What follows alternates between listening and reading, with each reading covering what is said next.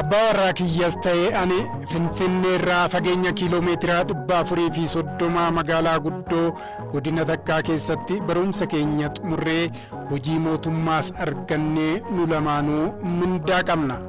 Haa ta'u malee warri kiyya abbaa warraa kiyya kana akkan heerumu hin barbaadanii turan. Sababni isaas warri kiyyaa fi kan isaa baroota dheeraadhaaf otoo waliin jaalanne wajjin jiraachaa turan. Yeroo ture keessattis abbaan isaa abbaa kiyyarraan miidhaa akka ga'e dubbatu. Yeroodhaaf araaramanis waliin jaalatan. Kanaaf jecha gurbaa kanatti heerumta taanaan ati intala teenyaa miti naan jechaa turan. Ani garuu jaalalli keenya kan addaan ba'uu hin dandeessifne waan tureef akeekkachiisa warra kootii dhiisetan fedhii kootiin heerume. Ijoollee lamas godhannee jirra. Mindaan keenya lachuu xinnaa waan ta'eef garuu jireenya keenya fooyyeffachuu hin dandeenye. Utuma haala kanaan jirru ani beeksisa gita hojii duwwaa tokko dhaga'ee dorgomuudhaan mindaa baay'ee gaarii ta'een Finfinneetti mindeeffamee hojii eegale. Ijoolleen teenyas abbuma warraa kiyya bira jiru waan ta'eef mindaan kiyyas fooyya'aa waan ta'eef ji'a ji'aan maallaqa nan ergaafi. Turtii ji'oota muraasaa booda garuu amalli abbaa warraa kiyyaa jijjiiramaa dhufe. Dhumarrattis murtii isaa natti hime. Ammaan booda hojii gadhiiftee mana keetti galuu qabda. Kuni ta'uu baannaan lammata abbaa warraan qaba jettee maqaa koo hin dhayin.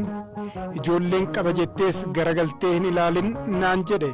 Tole kuni haa ta'u ijoolleen keenya akka baratan hookaa naa kenni. Hookaa nan gargaaraa jennaanis du'een argama jedhe.